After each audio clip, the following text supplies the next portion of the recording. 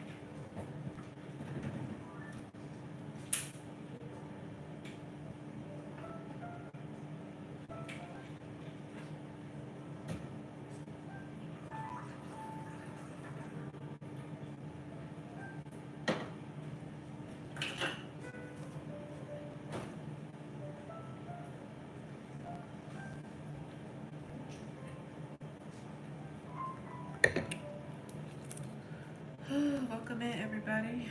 Hold on, y'all gonna see me in a second. Make sure this is plugged up.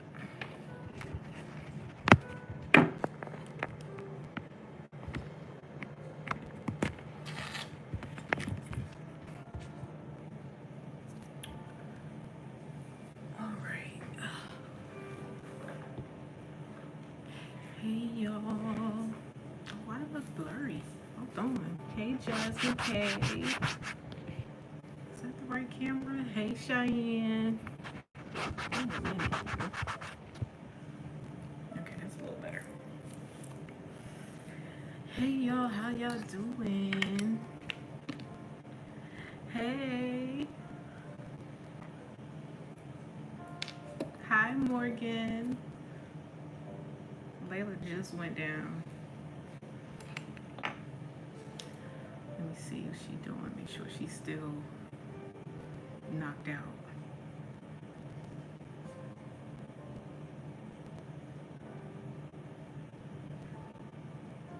Ooh. She definitely is. Okay.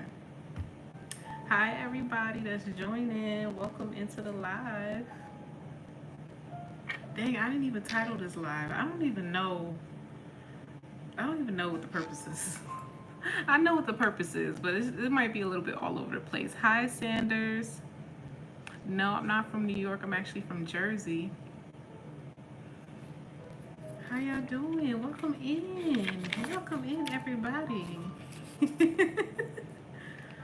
Definitely wasn't expecting, I feel like a little bit of a full house, but we'll see how the night goes. I wonder if I could go on my phone and name this live. Oh gosh. Y'all, the moment I just had,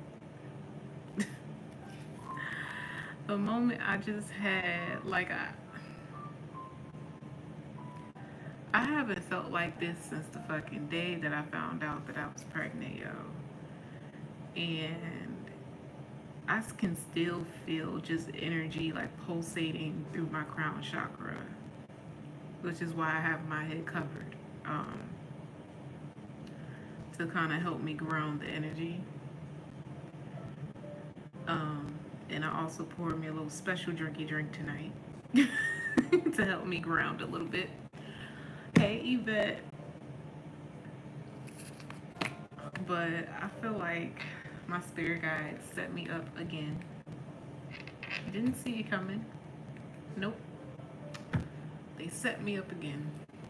And after they set me up, I probably spent about the next 30 minutes just processing what the fuck happened. And like respectfully cussing them out.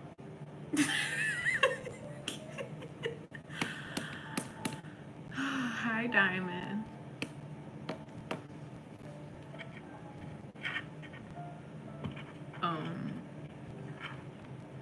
what prompted this live, well, I was gonna get on here anyway, but Malaysia had not Malaysia, oh gosh. Monet had commented on one of the videos that I did and asked about astral projection. So I said, you know what, I'm gonna get on live and I'm gonna talk about my experience with astral projection, you know, how to recognize it, how to work through it and all that shit. But okay, let me just talk about it. Let me just tell you what happened. So basically, the other day I went to a fair. I went to a job fair, and it was like a mix. It was a mixture of like a job fair and also like a place where vendors could set up and stuff. It was like a Juneteenth celebration at this stadium in the area that I live, and um, I go in and I'm looking for like directions to point me to where I need to go, and the first lady that I see, she basically pulls me to the side and is talking about like working with me, like partnering with me, you know, with this business that she has. Um, I didn't think that I left like such an impression on her or whatever, but basically it led to like a follow up in the days following, you know, and I ended up having a meeting with one of her business partners, and after she explained to me like what I would be doing and how I would be partnering with them and all of that stuff, she gave me time to decide whether it was an opportunity that I wanted to take. I ended up following up and just saying, you know, at this time, this is not something that I want to do. Um, so full day goes by, and today they reach out and they're like, okay, can we get on a call like as soon as possible? You know, we really want to talk to you.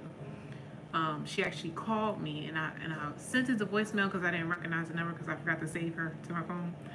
Um, so she texted me. She's like, call me as soon as possible. So I call her back, and she mentions to me that I mentioned to her in our meeting that I have a platform where I mentor women, and she's like, well, where can I find you? You know, do I just type in your name or whatever? And at this point, I start to freeze up because I'm like, I didn't explain in detail exactly what it is that I do. I just said, you know, I mentor women. And I've been doing this for about 5 years now. And I have somewhat of a social presence. So she was interested when she heard that. But I don't think she expected what would follow when I told her what it was that I did. And it was definitely a moment of bravery, of courage to speak on it, because as open as I am with you guys on this platform, I am not as open in public about this. Like, this is not something I just tap on people's shoulders and be like, hey, this is what I do. You know, these are my abilities and my gifts, and you know, I'm a medium and I can talk to the dead and all this other shit. I don't do that. I never have. You know, it's not something that you openly put on display, because you have to be mindful of how people are going to receive it. Um, and it was one of those moments where I couldn't like run from it. So I was like, you know what? I'm a psychic medium, and when I said I mentor to women, I mentor to people on my channel. It's me helping them navigate their spiritual journeys and helping them to kind of process like the highs and lows of these different life experiences, and really like a broad, like spirituality being the umbrella of what it is that I talk about on my channel. It's a safe space for women, and um, it's become just something that I've grown to love and find comfort in over the past few years. And she started to ask more questions, and she was just like, well, wow, I never had someone tell me that they were a psychic medium before. Like, I've never encountered this ever. And I said, yeah, like, this is something that has been a big part of me since I was a young child. And just over the past few years, I decided to turn it into like a business and like a safe space for people who are curious about the spiritual journey and need answers or clarity or comfort, closure, you know. And I don't mind being that person for them. And like I said, she started to ask questions. She's like, well, what do you mean by medium? And then what do you mean by realms and dimensions? And it sounds like, you very much still acknowledge that there is a God, And I said, yeah, of course. I grew up in a very religious household, very strict household, borderline like religious trauma. Anytime there was a need for disciplinary action, the Bible was thrown in my face. So it was when I navigated away from that, I decided to leave home and, find myself, that I built a new relationship with God that wasn't fear based. And um, throughout that process, it awakened these spiritual gifts that were dormant for some time from my childhood. And I just decided to explore them further, not knowing that it would lead me here, but I'm still here and I love it. I love what I do. Um, so we ended up having like a 40-minute conversation. She was asking questions and she was like, you know what? Each question that I brought to you, you explained it in such depth. And it sounds like it's not something you're getting from a textbook. It's not something that you've been taught. It's like the way that it's just coming out and flowing. It's, this is something that is real, something that you've experienced. And I'm like, yeah, it does. It comes from experience. God has been my mentor all this time. Like, life and God has been my mentor. Like, the wisdom that I have and the answers that I give people, the closure that I bring to people, they're downloads. They're downloads from spirit, from the other side. And I explained to her, I said, I explained to her what a medium is, and I told her basically I translate and transcribe messages from the other side to people in a way that they can understand. Through images, what I hear, what I feel, what I see. And I told her, I said, wisdom is a gift. And it's something that I've been able to use to help a lot of people from all walks of life. And I'm still very humbled by it to this day. So she basically just was like, she thanked me for being brave and having the courage to speak on it, because I told her, I said, honestly, this has been like a big blockage for me, being open about it, and she was like, you know what, I don't want anyone to feel judged. Like, I'm not here to judge anybody, and I don't want you to think me asking questions is judging you in any way. And I said, no, people ask me questions all the time. In no way, shape, or form am I trying to like force anything on you. I explained to her what contracts are. It just really got deep. It got deep, and it wasn't anything that I was prepared for at all. Like, it was very much on the spot, the questions that she was asking me, and it was just like I just responded, and it was like the most uncomfortable place to be in, but very needed. It was necessary for me as well. It was like almost like it set me free. Like, and in my mind, this is a businesswoman. Based off of the meeting we had prior to this conversation, she seemed to be very religious. And then she asked me, she was like, are you part of a group of any kind? And I was like, well, what do you mean by group? And she mentioned that she has a church that is affiliated with other churches, and it's kind of like this thing where these different churches from different backgrounds kind of come together and bring people together for like these events and things like that, and kind of share the experiences and just their overall love for God in the same place. And she was like, are you part of anything like that? And I was like, well, no. I mean, it sounds interesting. I would love to be a part of a space like that where I can meet people who are like me or not. You know what I'm saying? Like, I just want to expand outside of what I've always done. I mentioned to her that I do cards and stuff, and I said, I don't need the cards. I just use them because it's comfortable for people. They want to see something. So you have a lot of people who they need to see to believe it, and the cards present images as a means of confirmation for people. But I would like to expand into other areas where spiritual enlightenment is important, you know, financially, emotionally, socially, physically, you know, like I enjoy helping people and, you know, doing the love readings and, you know, the surface level shit is fun, but I feel like there's so much untapped wisdom that still needs to be released and put out to the world that I think I've been afraid to do because I don't know if it's like the responsibility that it comes with or the attention that comes with it. Like when I tell you the conversation we had was very intense. It was very intense. Like she said, you know, I'm gonna have to take some time to digest everything that you've just told me. You know, like we touched base on astrology, we touched base on like Christ consciousness, um, 3D dimension. Like it was so much that we talked about in this 40-minute conversation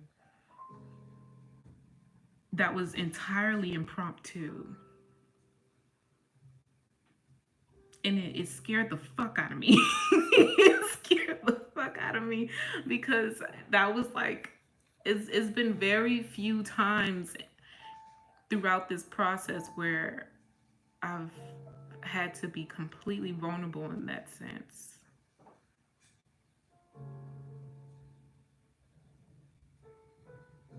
Yes, she said she needed to digest. I mean, and I can understand it. I can understand it because although, you know, we have this community and it's normal for us, it's still very taboo to a lot of people who are new to spirituality and they're still very much sleep.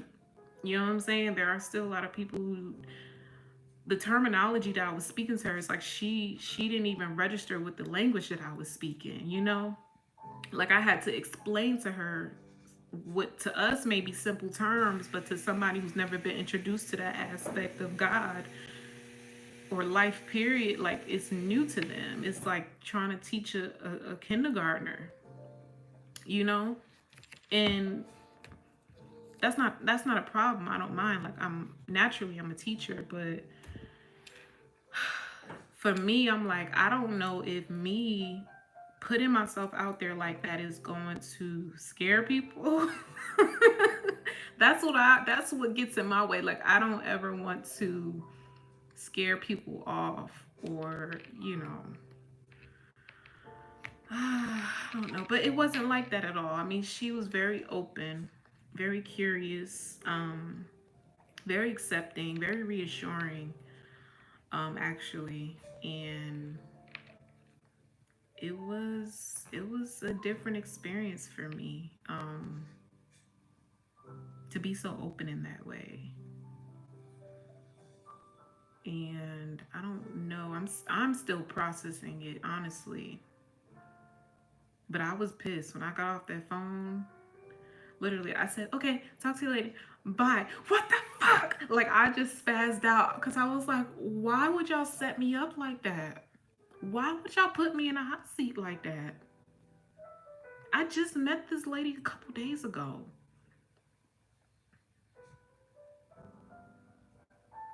Once a complete stranger.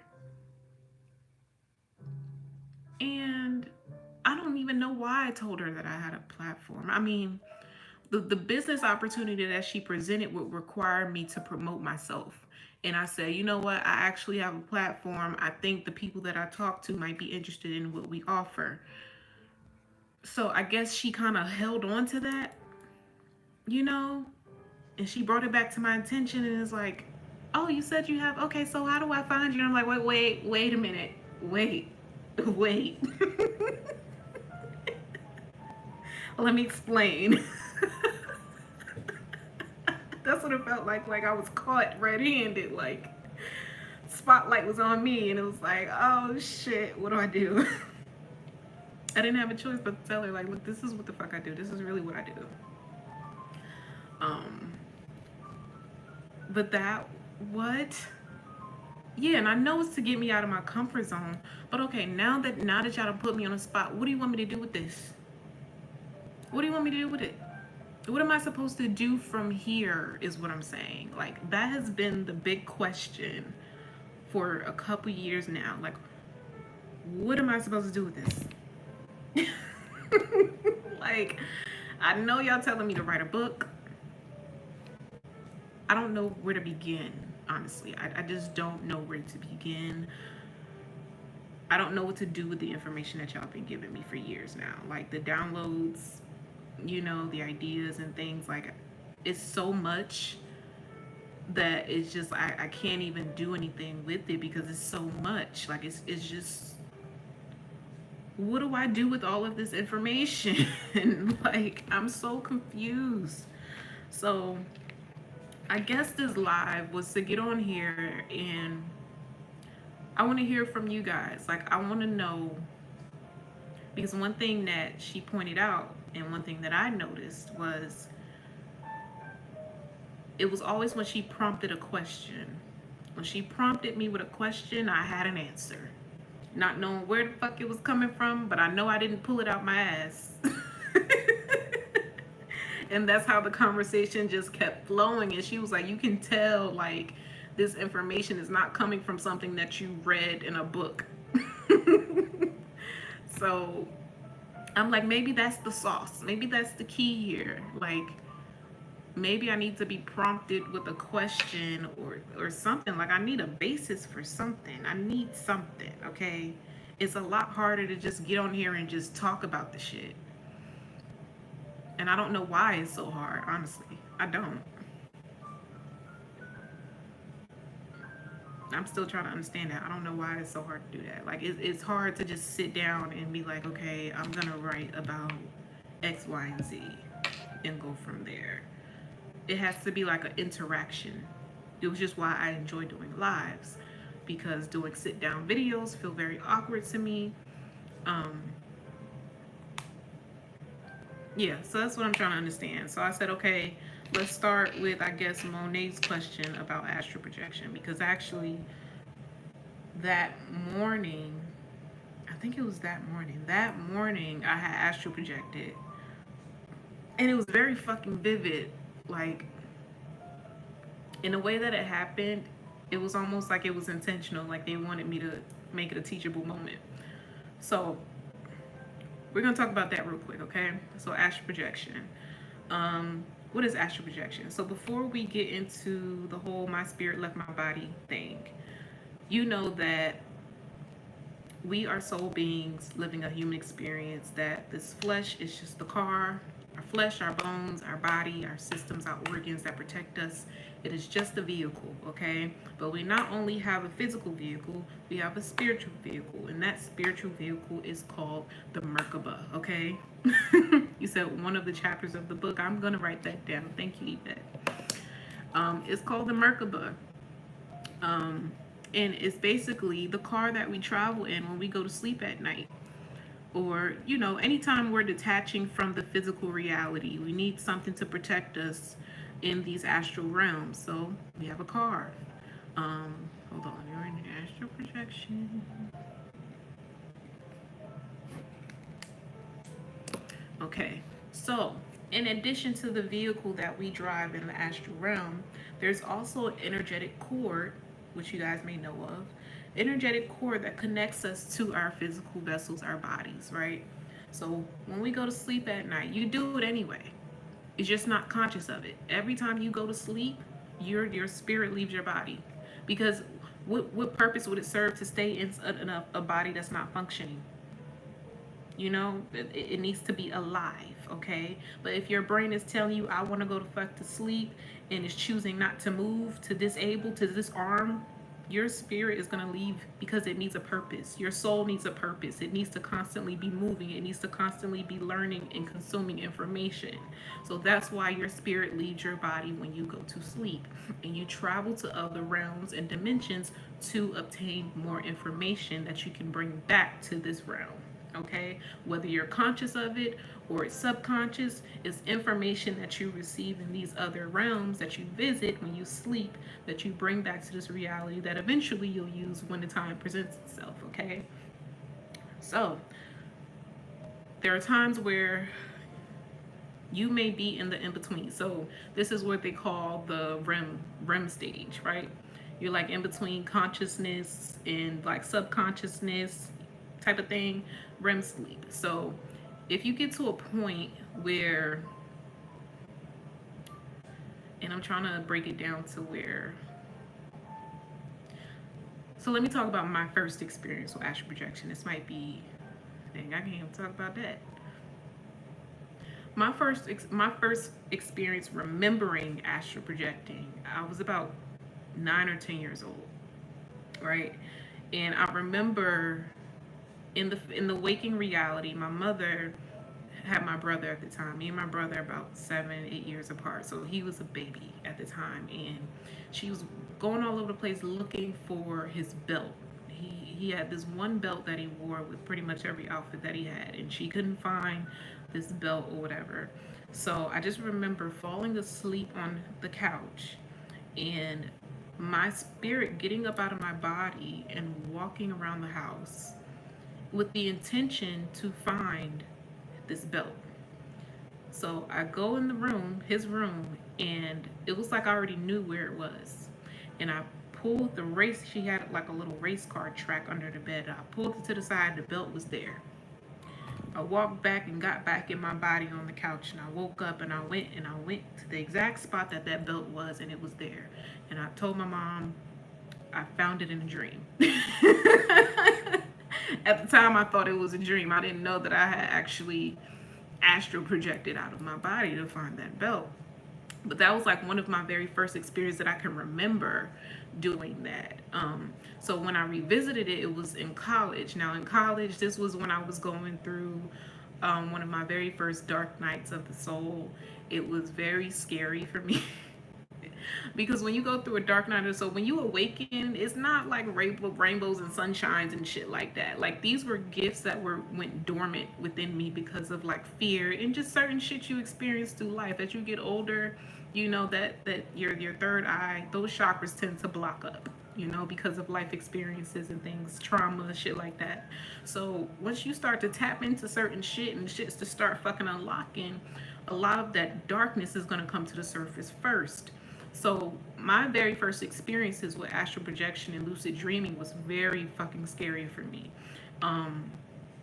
So you feel out of your body? Yes. That was something that I experienced as well. And that honestly might be the first stage. I can say that might be the first stage to, I don't even want to say like mastering astral projection, but it was something that I recognized. Like I recognized that I was very much disassociated with my body. Sometimes I would be thinking that I was fucking dead or some shit because I was so detached from my physical body. Like I wasn't grounded at all in my own body. And that's how I knew something was stirring up in me. Something was awakening within me. So I started to do research, and yeah, I started to do research, and I came across a couple pages on YouTube. There was this one guy in particular, this white dude I was watching for a good while, and he finally like made it make sense. He talked about disassociation, and I was like, you know what? That's exactly what I've been feeling, what I've been going through. And I remember just falling asleep to one of his videos about astral projection, and I actually ended up astral projecting. But it was because there was something playing on in the background. So I was listening to the sound of his voice, and I was also falling asleep. So it was like my mind was awake, but my spirit had already detached from my body. So it was like I was in two places at once, which made it easier for me to like astral project. So in that moment, you're gonna feel vibrations. You're gonna feel, it's gonna feel like your entire body is shaking, especially at first, like in the beginning of your journey. It's gonna feel like that all the time. When you go to sleep, you're always gonna feel this shaking sensation, and it might be very scary, but you just need to breathe through it and let it happen. Okay, that is that cord. So just imagine like a retractable cord, or how else can I, what's another example? Or like you ever use like a measuring tape and you press the button and it like snaps back, but you feel like the whole thing shit, you can feel it coming back to you. So That's what's happening with that cord, right? It's retracting, and you can feel the vibration of that cord shaking as you're coming up out of your body. So that was I was in my college dorm room when this happened, and I was laying, and I remember my body shaking, and my spirit got up and looked back at myself sleeping. And I said, oh shit, I'm dead. I said, bitch, you go home. I thought I was out of there. I was like, I don't know, somebody poisoned me. What the fuck happened? Why am I looking at my body? So I got up, and I remember, yep, that's happened to me too, Diamond. But I was looking back at myself, and I looked down at myself, and I realized that I was transparent, and like I could see through myself, like I could see to the floor through my hands. And I remember seeing my cell phone on the desk that was next to my bed, and I immediately went to try to text my boyfriend, like tell him what was going on. I was like, please help me, I don't know what happened. And then I remember looking to the left of me, and there was like a shadow. It was like dark, it was like darkness. And I just remember feeling something, like I felt a presence, but I didn't want to find out what the fuck it was. So I was like, let me try to correct this shit. So I literally, I don't know if it was because I fell asleep to the guy, but I knew what to do. I knew that I needed to just get back in my body. So I did that. I went to reposition myself exactly how I was laying into my body. And then I went to like wiggle my toes. And then I like came to. And I woke up, and the very first thing I did was check my phone to see if I had texted my boyfriend, and I didn't. And that was like the beginning of the rest of fucking history with that shit. And it started to happen just about every fucking night. I started to lucid dream every time I went to sleep. Every single time I went to sleep, I lucid dreamed. I used to have to wake up and ask my roommate, did I do X, Y, and Z? And she'd be like, no, you was asleep for like an hour. And I'm like, I swear to you not. Like it would be full, like it would be so long, it would be drawn out. Like I've been and got up out of bed, took a shower, got dressed, went to class, ate lunch, came back to my room and some more shit just for it to be a fucking dream. The entire thing to be a fucking dream. It was so bad. I never knew when I was dreaming or whether I was awake. I used to have to tell my roommate to pinch me just so I knew that I was awake. You know how they say, like, pinch me so I can know I'm not dreaming? Pinch me if I'm dreaming or some shit like that. Literally, I used to have to tell her, can you pinch me? So that I know I'm actually talking to you right now and this is not a dream. So it got that bad for me. And that was when I started to kind of pull back and like go recluse about this shit. Layla up. Hold on. Did I hear her? Yeah, she's up. Hold on, y'all. Hold on. Hold on.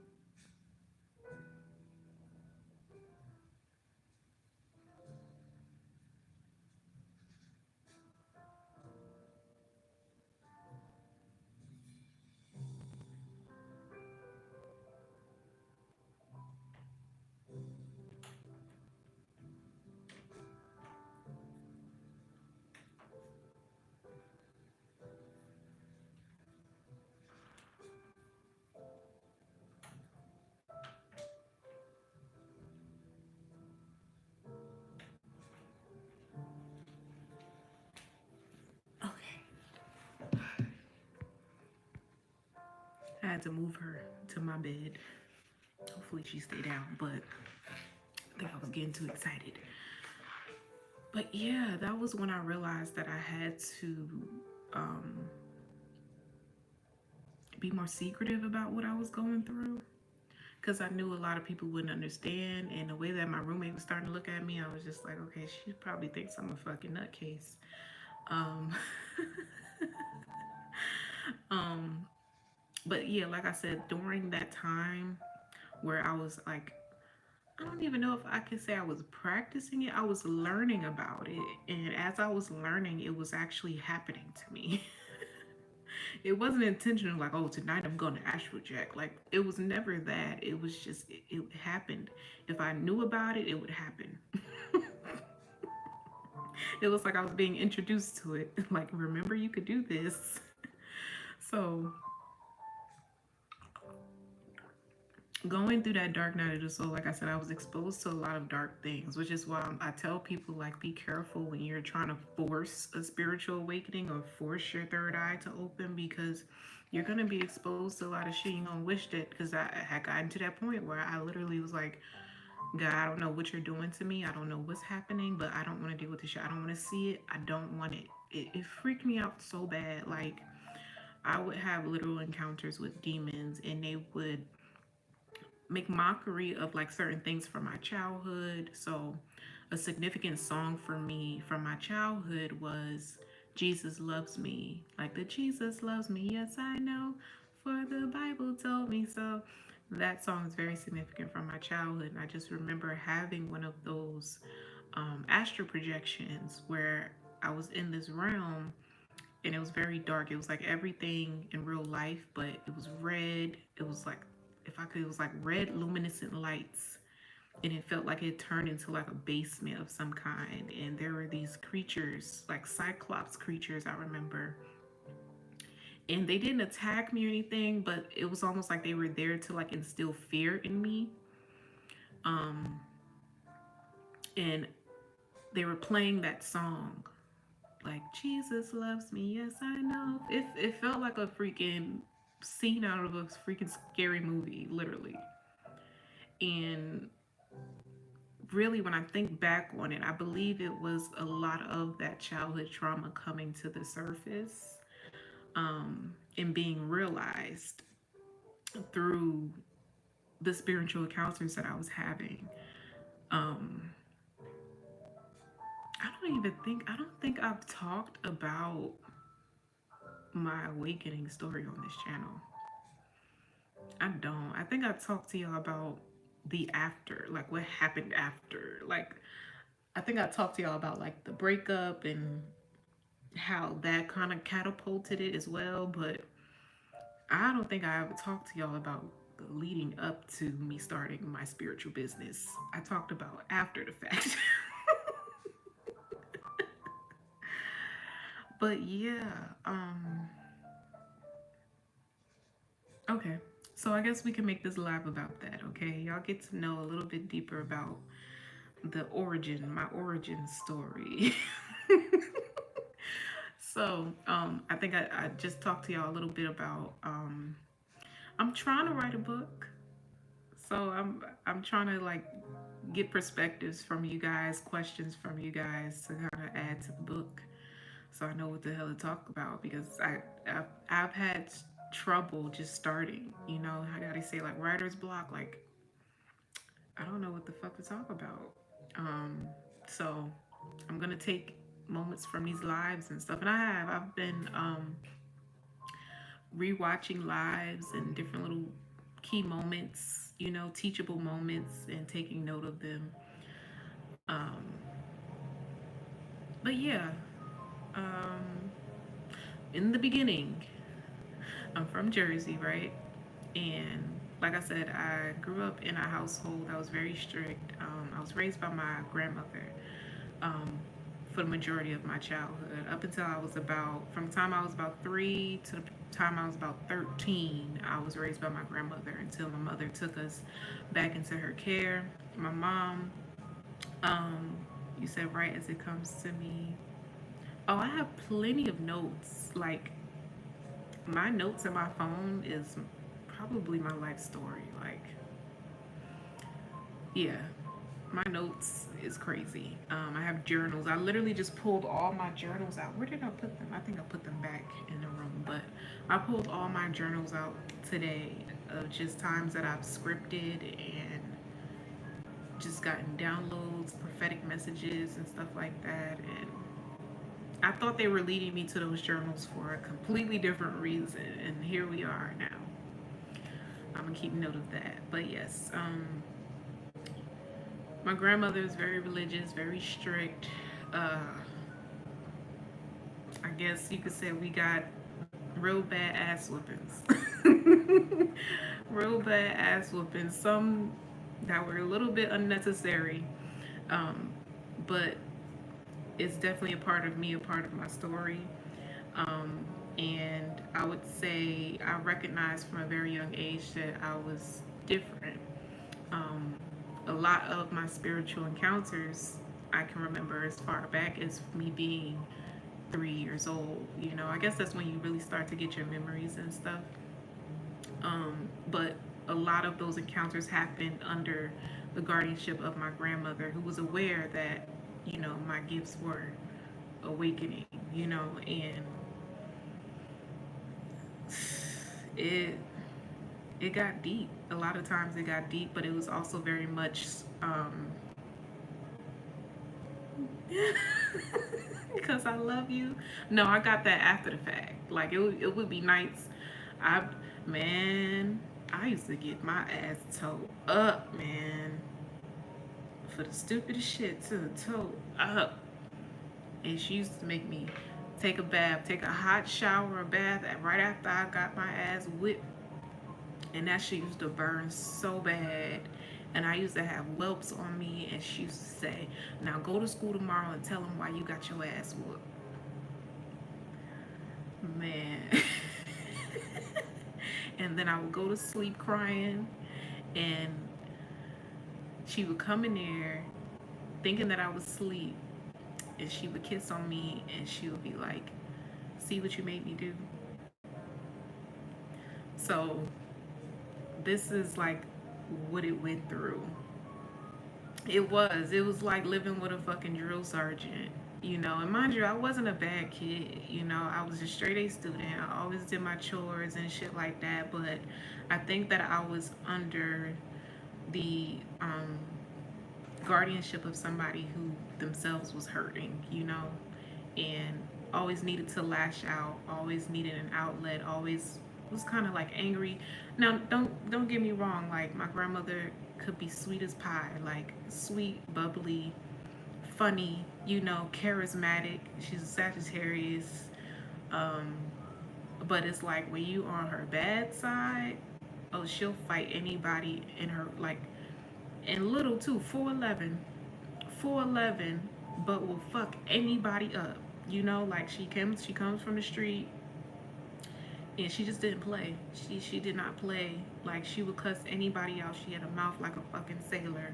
Okay, she smoked cigarettes. She's a chain smoker, you know, but she loved her God. She loved her Bible. She loved her Jesus. She was also very spiritual, which I didn't understand at all either. Like, you know, you throwing this Bible in my face, but you got a box hidden under your bed with motherfucking tarot cards and candles and a fucking what do you call it? She had a, what do you call that damn book? It was like a book of spells and shit, like, and she kept it in a fucking Winnie the Pooh box. It was a Winnie the Pooh box. And I always knew when she brought that box out, because it had a specific smell. Like, you know, when you smell like herbs like sage and palo santos and rosemary and basil and stuff like that, like it had a distinct smell to it. You take the cover off and it light up the whole fucking room. And I'm like, I never understood what the fuck, like what was she doing? You know what I'm saying? And she would burn these candles that had like the angels on them and stuff like that. She was a very spiritual woman, but she never really explained to me why, or like why was it such a contradiction? That's why I was very confused. I was very fucking confused because one minute you're talking about this and being condemned to hell and all this other shit, and then the next you over here you doing this shit. It didn't make sense to me. So it was something that was very much swept under the rug. I think that um, I don't know why it wasn't talked about, or I don't know. There just wasn't a safe space for it. It wasn't a safe space for it, and I just remember she used to always tell me like, because I had a dream when I was a child, and when I was a child, a lot of like these demons or whatever would show up to me in like cartoon form. They were still very scary and intimidating, but they would show up to me in like animated form in my dream. And I just remember, I'll never forget the dream. I was walking through what looked like a prison block or something like that, and there were like cells on either side, and they were these different creatures and just monsters on in each and every cell, and they were like grabbing at me and like trying to get to me. And there was this one in particular, looked like a cyclops. It was big and purple, and it was following me, and it said, "I'm gonna get you." And I told my grandmother that dream, and like my entire life she has continued to remind me of that. Remember when the devil said he's gonna get you? And I'm like, why does she do that? You know what I'm saying? So I recognized from a young age that there was something missing here, that like something was off. Clearly I was different. In some way, shape, or form I was different. And nobody wanted to fucking tell me why. So when I left home, I had the opportunity to go to college. I had gotten a full academic scholarship because, you know, like I said, I was a straight A student. I went to Delaware State University for my first year of college, and I went to study pre-medicine. And that was when I met my college sweetheart. I was with that man for almost 5 years, and he was one of the only people who was exposed to my spiritual awakening, because he was the only safe place that I had to talk about it. So being that he was that safe space for me, I was like, okay, there's no way in hell I'm gonna go back home to Jersey, because I feel like if I go home to Jersey, I'm gonna be stuck. Okay, like quite literally, I knew that if I had stayed in Jersey, that I wasn't gonna become anybody, like, or that I wouldn't live, I wouldn't make it. Like it was something in me that just said go, and I followed that. So when I met my ex-boyfriend, mm, probably country. I think that might have been it as well, because I did end up having recently a talk with my mother, and it was kind of the same get up. Like, you know, I was never open about my abilities. You know, she was like, you know, you get that from me, from your mom's side. I mean, it's on both sides, my mom and my dad, but um, my gift specifically is very much similar to my mom's.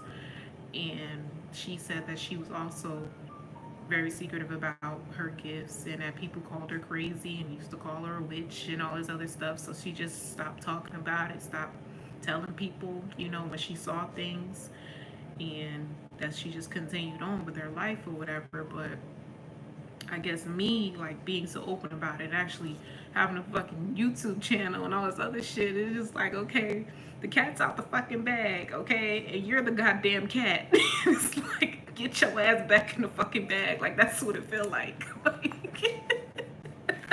You know, so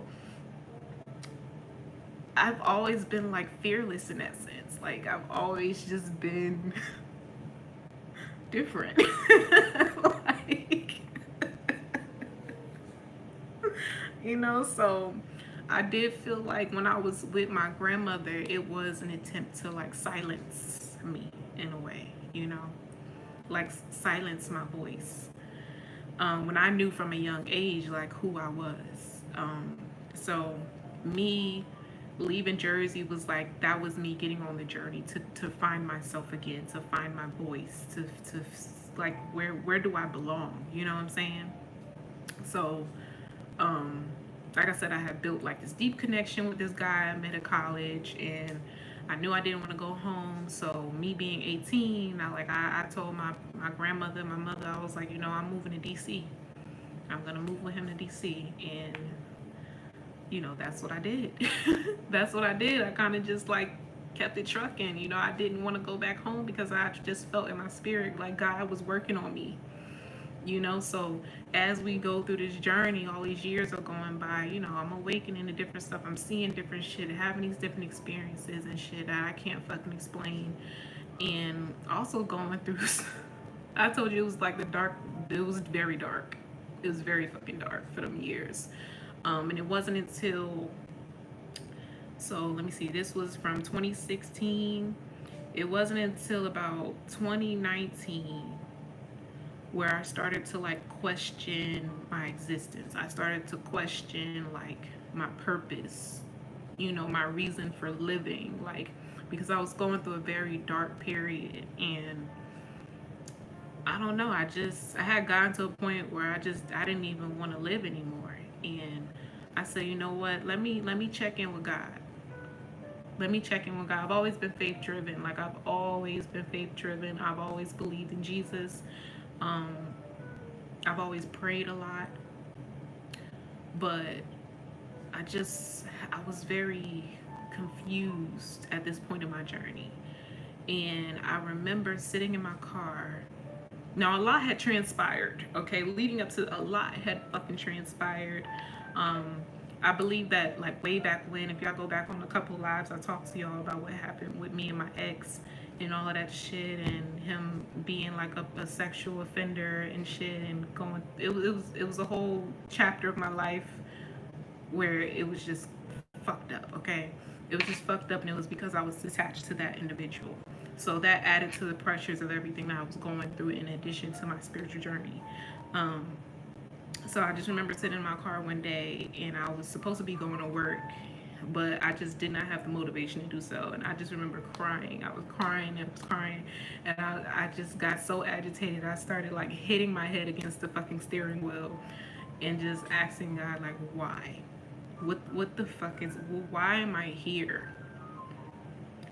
And I remember there was a notification that popped up on my phone. Was it a notification or was it a thought? So I had been working at Wawa when I was younger, like when I was in college. I was working at Wawa, and I had a good friend that worked with me, and she briefly brought up like her going to see like a tarot reader. She was an Aquarius, so you know they down for whatever. So she said she was just out in the city and she went and got a reading, and it was like, it was cool as fuck. But for some reason that came to my consciousness, like, okay, a tarot reading. So I think from that point I went and I searched, okay, tarot readers or whatever, and one popped up in my area. I ended up, you know, not telling anybody, but I went and got one. Yeah, 2019 was really rough. 2019 was rough, yo. Like, ooh, almost didn't fucking make it, man. But I ended up booking a reading with this lady. She was a Greek woman. Never done this shit before. I didn't even think it was gonna be out inside her fucking house. And it was a nice neighborhood, you know, real cute, you know, suburban neighborhood. And she had a baby. The baby was playing in the goddamn living room when I got there. Like, this was fucking normal. You know, we sat at her dining room table, which was right next to the living room, and it had just beautiful decor. She had seasonal decor on it. Like, it just looked very fucking normal. Like, you wouldn't suspect like she was a fucking reader. You know, and she came to me and she was like telling me, like, asking me like what was going on and all of that. And then she went to go get her cards. And she explained to me what she was gonna do. And she asked me to, she spread the cards out in front of me, and she asked me to pick, I believe she said 4 cards. I think it was 4 cards. And she was like, just use your intuition to pick. And I picked the 4 cards, and then she laid them out, and she started to do the reading. And it was so accurate. Like, I could feel the trauma in my body start to rise. Like, I started to shake. Quite literally, I was shaking and trying not to cry because she was so accurate. And it blew my fucking mind. It blew my mind, okay? And from that point, once I confirmed to her, like, okay, yeah, this is what's going on, X, Y, and Z, she said, okay, well, I can do some spiritual work for you. You know, I can help you open up your chakras and cleanse out, you know, what she said. it it is a very lonely road, and a lot of it was me suppressing as well, you know, and I think that's the part that people don't talk about enough. um, how difficult this journey can be. So it's really a journey to your most authentic self. Is getting to the root of who you really are, and that's really difficult in today's society. Oh yeah, oh yeah. But yeah, so she decided she was gonna do some work, and I let her or whatever. And basically, she would give me a crystal, and she would do a candle, you know, within the confines of her own home, and I would take a crystal home with me. I hid these crystals in the house because at the time I didn't want my boyfriend to know that I was going to see a practitioner to help me. You know what I'm saying? Like, it wasn't anything to do with anybody else. It had everything to do with me. I wanted to heal. I wanted to get clarity on like my purpose in this life, and that required me to dig up a lot of old wounds and just clear a lot of shit out. So that was the intention of the work that she had done. Now she only did one candle for me. She only did one candle for me. She gave me an amethyst crystal to help me sleep and help me with anxiety that I slept with. Um, and that's when I started, my third eye started to wake up a little bit. You know, my dreams started to become more vivid and shit like that because I started working with crystals. She gave me a clear quartz, you know, to cleanse negativity in my home and also for like protection. Um, and I went back to her. I went back to her, I think, 3 different times. When I went back to her, she said, "Oh, you're healing very fast.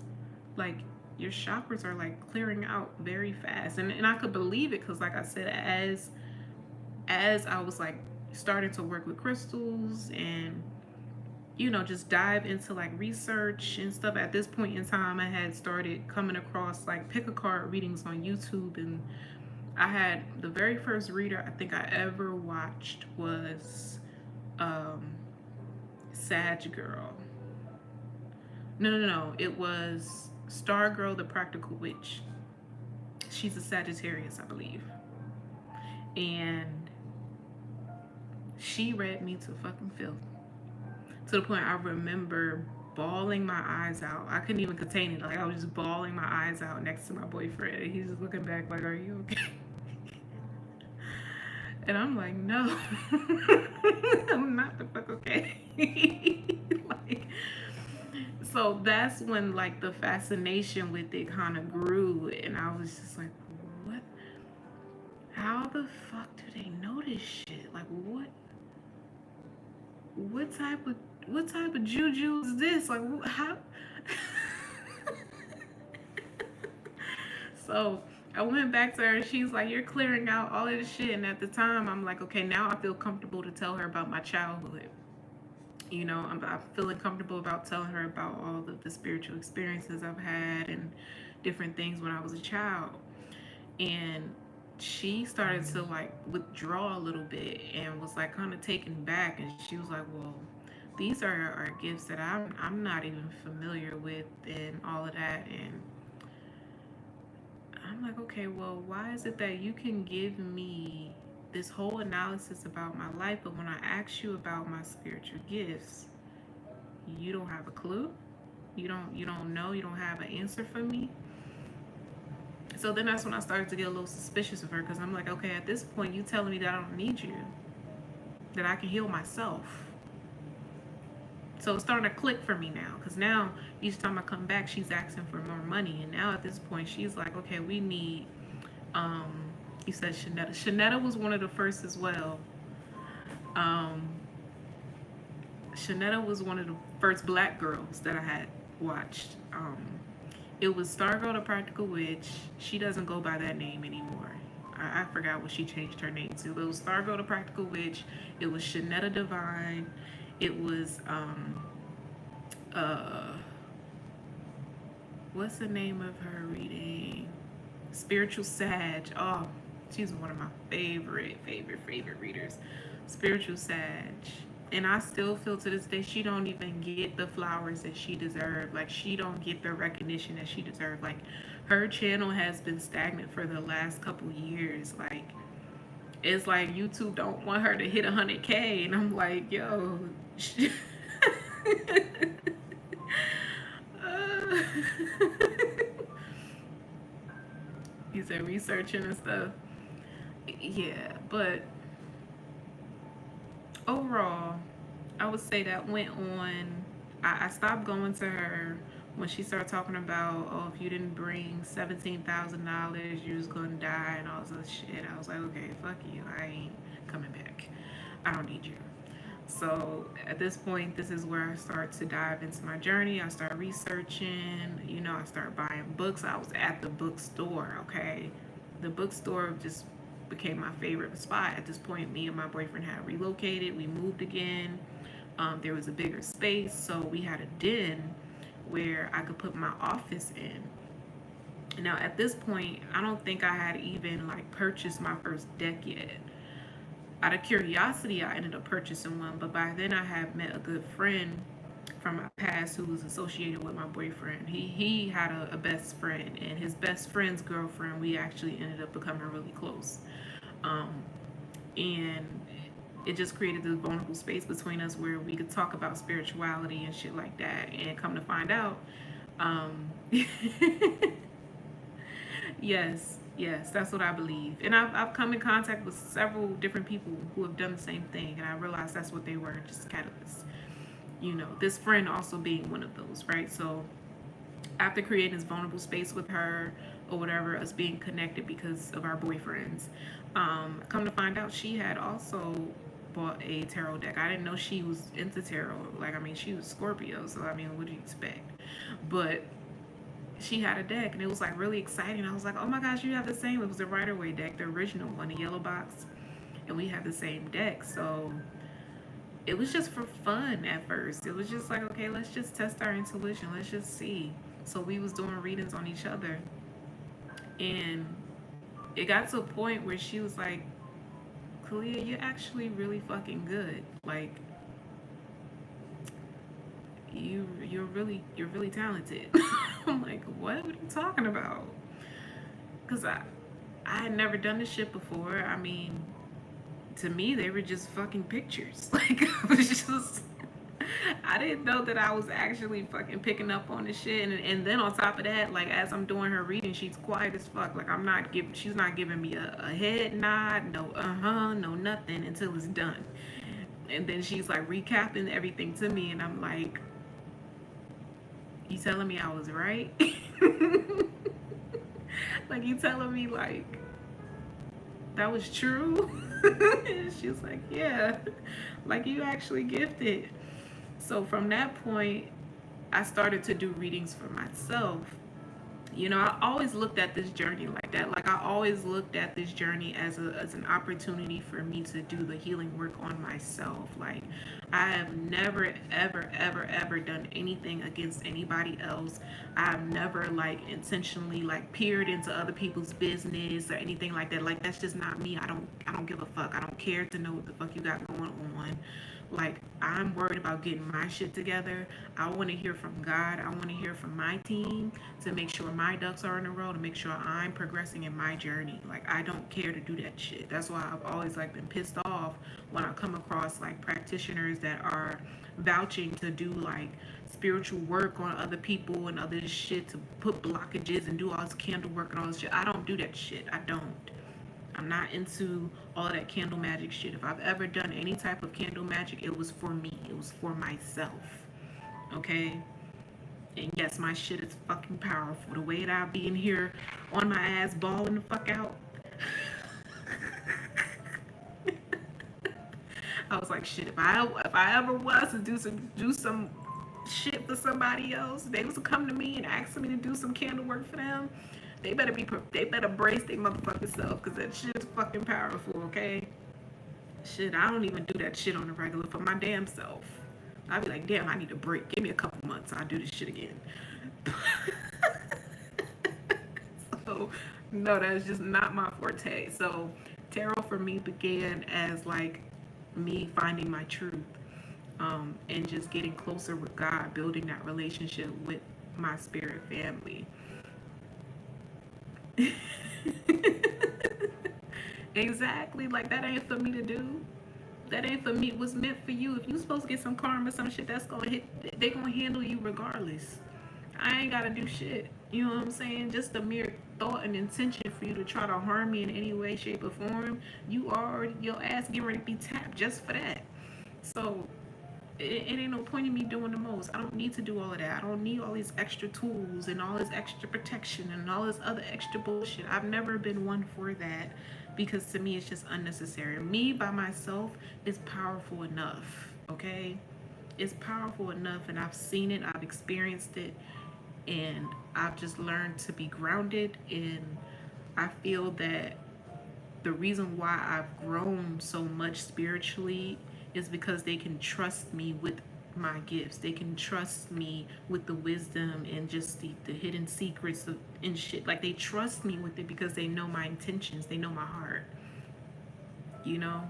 So yeah, that's what it's been for me. It's been a self-healing journey, and it just so happened that along the way I came across people who were open to receiving healing from me, who were open to receiving help from me. Like, and I was like, okay, well, I didn't know that I could actually help people in this way, you know?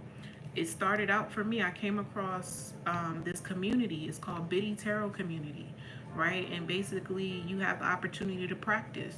And these were anonymous people, strangers that would send in requests, you know, with what they needed, and then you would respond, whether it was like through an audio, a video, a written message, however you wanted to.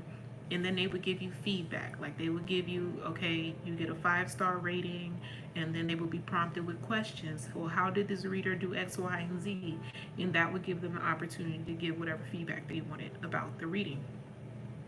And that was what began the validation for me. I was like, okay, cool. It's not just my best friend telling me that I was spot on. These are complete fucking strangers telling me that I've changed their fucking life just with my voice.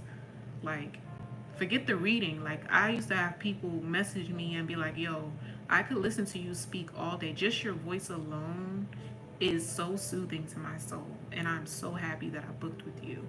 Like, I used to get messages like that, and I'm like, what the hell is happening to my life right now? Like, what, how did we even get here?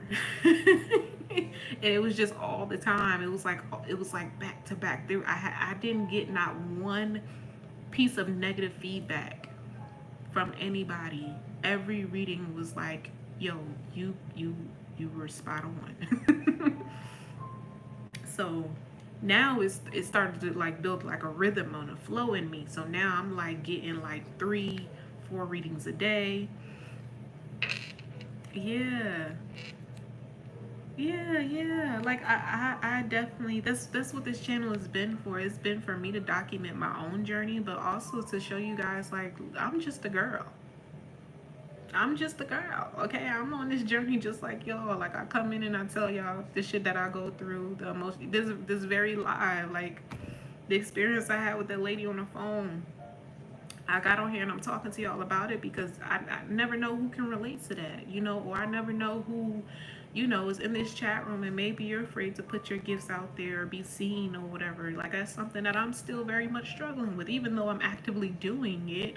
It's different to just like put yourself, like, to expand in that way. Like, that's where I'm at right now. Like, I know I need to expand to a bigger audience, like, and I'm working through that.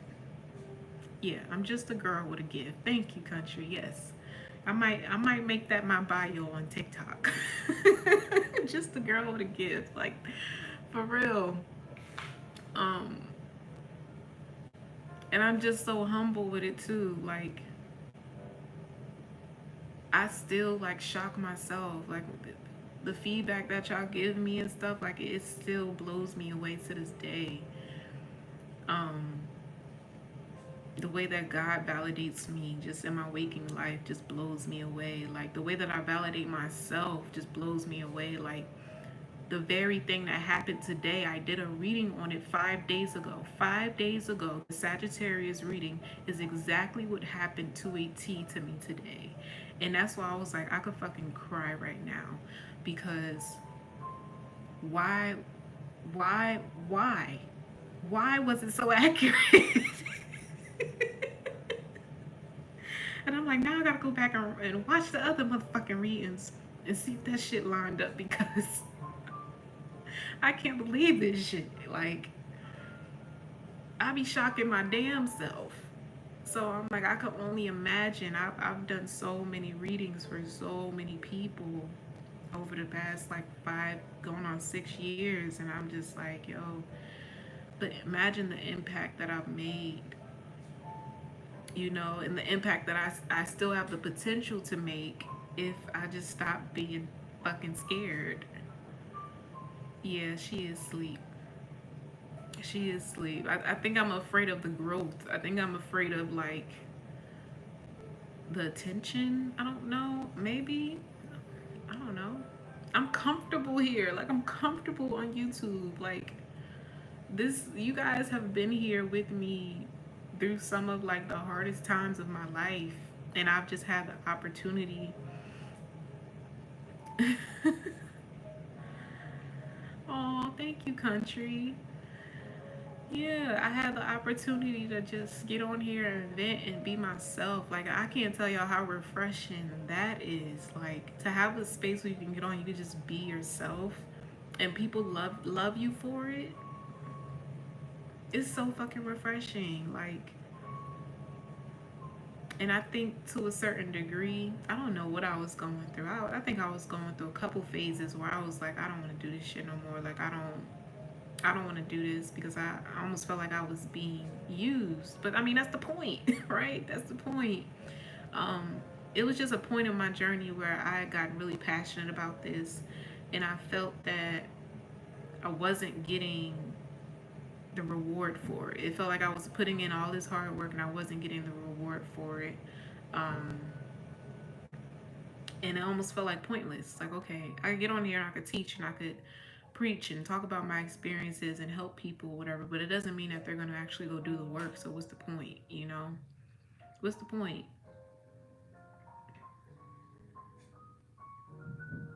Mm, yeah. Yep. And I can't. I can't. God continues to remind me that I cannot run from the spotlight. I cannot run from this calling. And it still baffles me to this day. I'm like, are y'all dead ass? Like this is what I'm here to do? Like y'all for real. Stop playing. Like that's how it is with me and them. Like and I'm like, I know they sick of me. Cause I've been asking the same questions for years. They've been telling me the same thing. Write a book. And I'm like, well, what do I write about? Write a book. Start your book. Write the book. I'm like, okay, if I write the book, are people gonna buy it? You know what I'm saying? Like, why would they listen to me? I think that's what it is. Like, okay, why would they listen to me? Why would they invest in me? Why would they want to buy my book? So what is it about me? You know what I'm saying? So I'm trying to work past that. I'm trying to get past that part here. But yeah, I was on Biddy Tarot Community for some time, and after getting, I think I had probably done well over about 50 readings.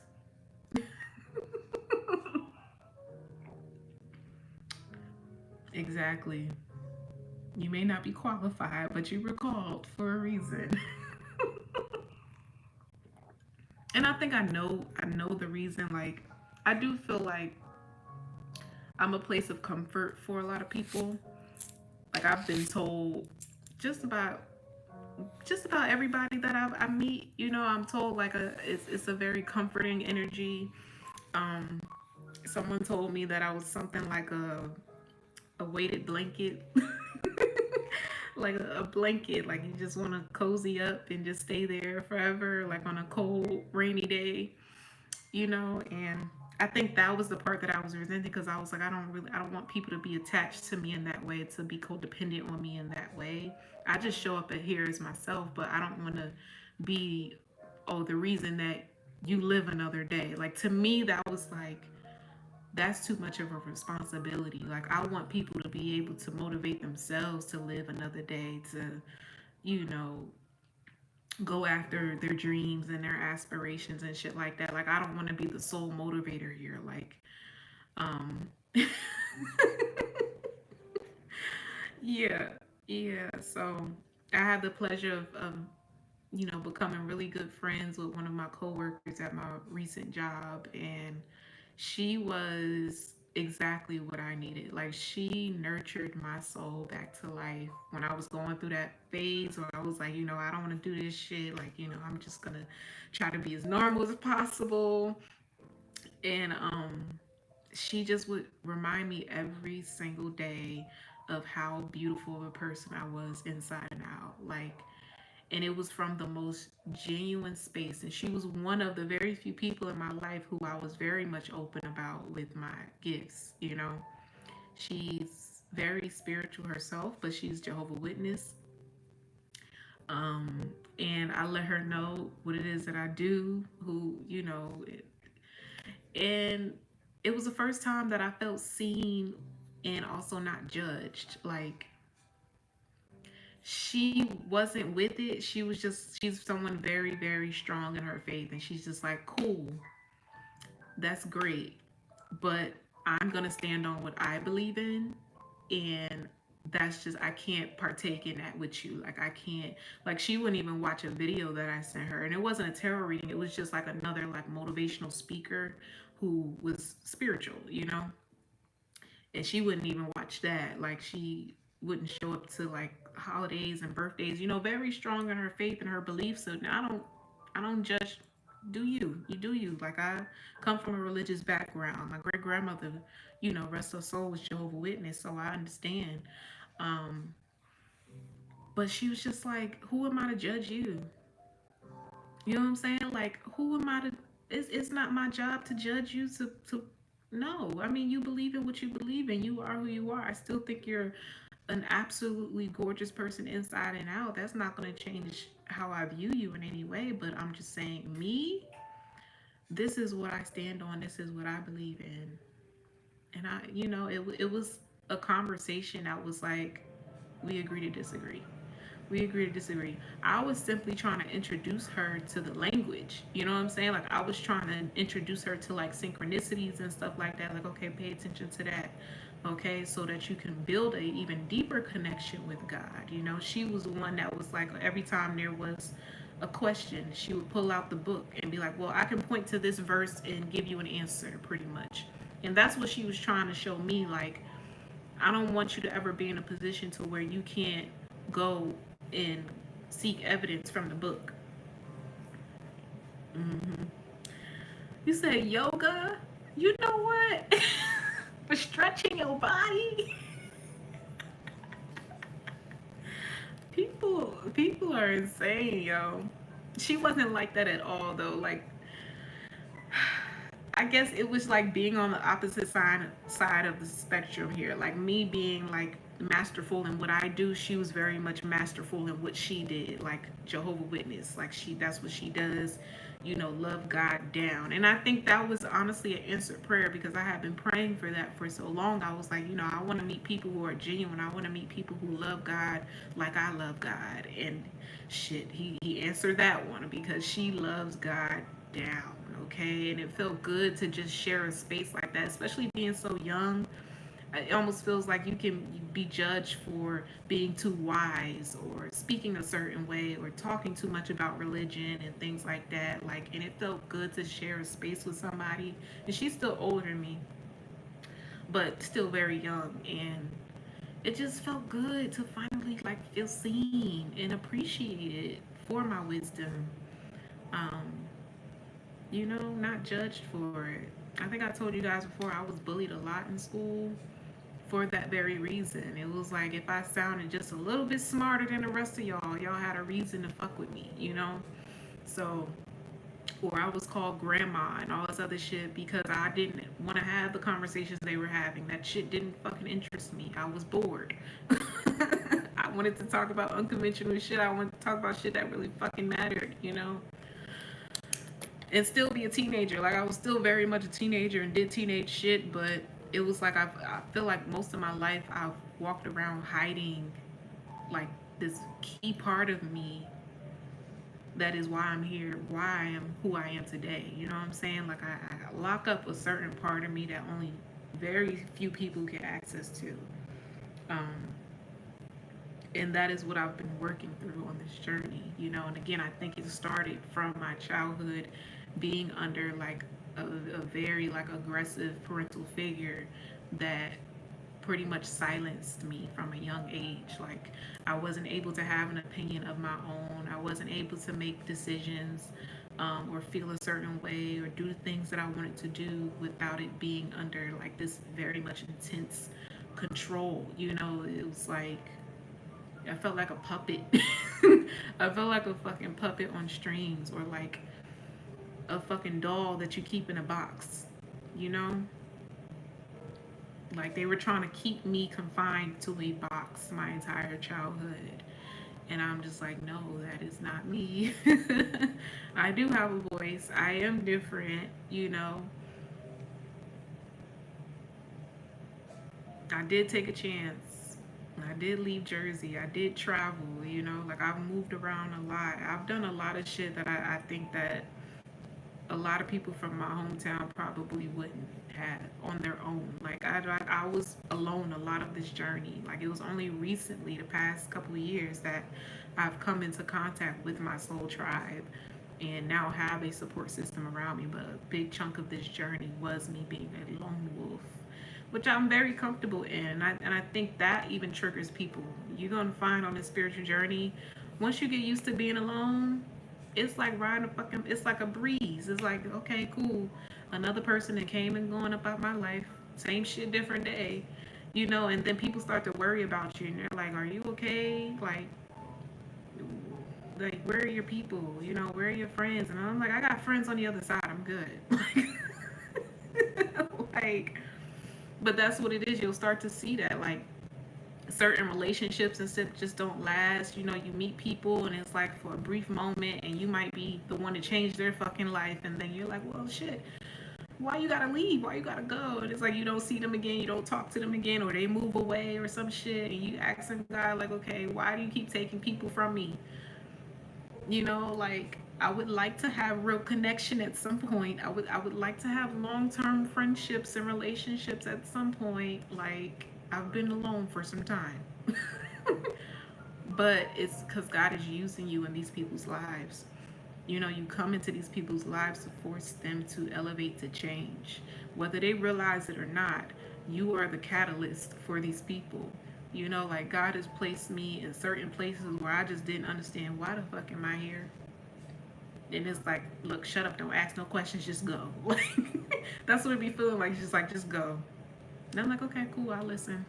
And I end up running into a fucking stranger, and just having one conversation with that stranger, for some reason, it changed their whole fucking life.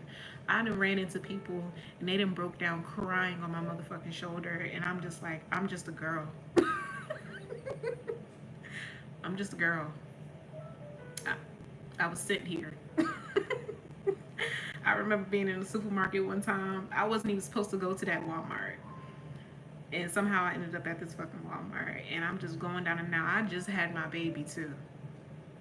I think I was looking for, I don't know. I don't forget what the fuck I was looking for. I was looking for breakfast shakes, like breakfast protein shakes and shit like that, because I was just about to get ready to go back to work.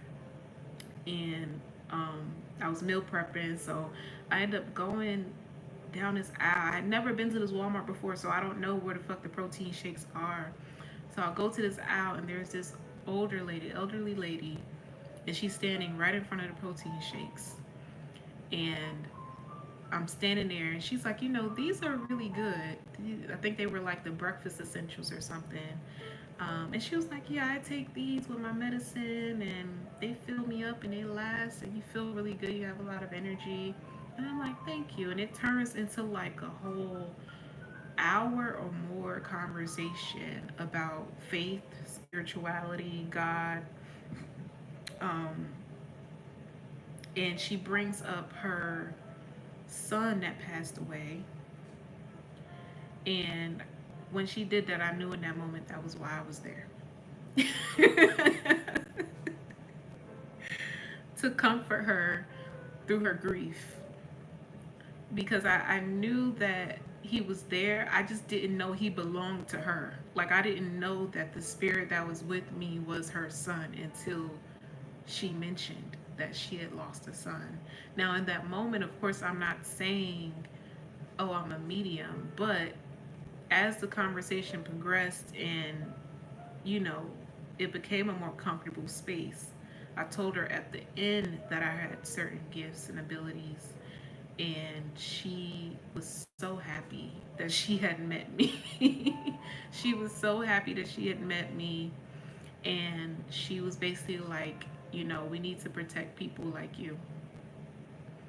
Um, and that was one of the very few, like I said, very impactful conversations where I was actually very open with a stranger about what it is that I do and got actually a positive response from it. Um, Hold on. But yeah, it's like God put me in certain places to meet certain people. One, to gain like insight from him as well. Like he definitely uses other people to speak to me as well, but it's always like a even exchange. It's always an even exchange of love, um, when I'm in these spaces with these people. But then, like, I don't see them again. I don't see them again. I don't speak to them again. And I almost feel like, okay, now you're on to the next person, or it's like I'm waiting for the next person to come into my life, or I come into their life. Like, that's where I feel like I'm at right now. Like, I feel like there's a specific person that's on their way, and I don't know who they are yet, but I can feel them. I can feel them before they even arrive. And that's usually always the case. The same thing happened, with the friend from the past that I was telling you about, that I was able to do cards with and stuff. Like, I felt her before I met her, and I actually prayed for her before I met her. I said a prayer, and I remember the prayer was so deep and intense, like I cried. Not the sniper neighbor, please, please, no. Um, but yeah, I can feel these people before they arrive, and then when they arrive, I'm like, it was you. It was you. Because, you know, then the energy matches up. It feels the same. It's like, I've felt this energy before. I've seen you before. I saw a glimpse of you in a dream. That's usually what it is. So lately, I've been having these like really vivid dreams, and I can't remember the faces. I remember what happened in the dreams, but I can't remember the faces of the people that I'm talking to in the dream. So I know I'm about to meet this person. I just don't know what they look like yet. But I know what they feel like, I know what they sound like, and I know that I'll recognize them when they get here. And maybe they'll recognize me too. I don't know. What the hell is this?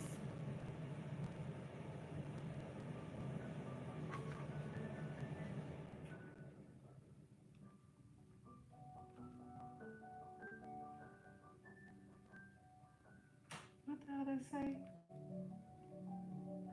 You know what? Not the spirit of winter. Then it says no more time, harmony, small things. You belong to me. See, this shit, I've got a crush on you. You see, this is shit I be talking about. Okay, I guess that was a message from them. Whoever them is, that's on the way. I don't even know where I'm going with this conversation now.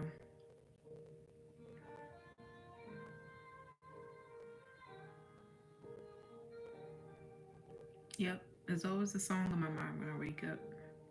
Always a song on my mind when I wake up. Because they speak to me through songs, like music, heavy. The angels will do that, especially.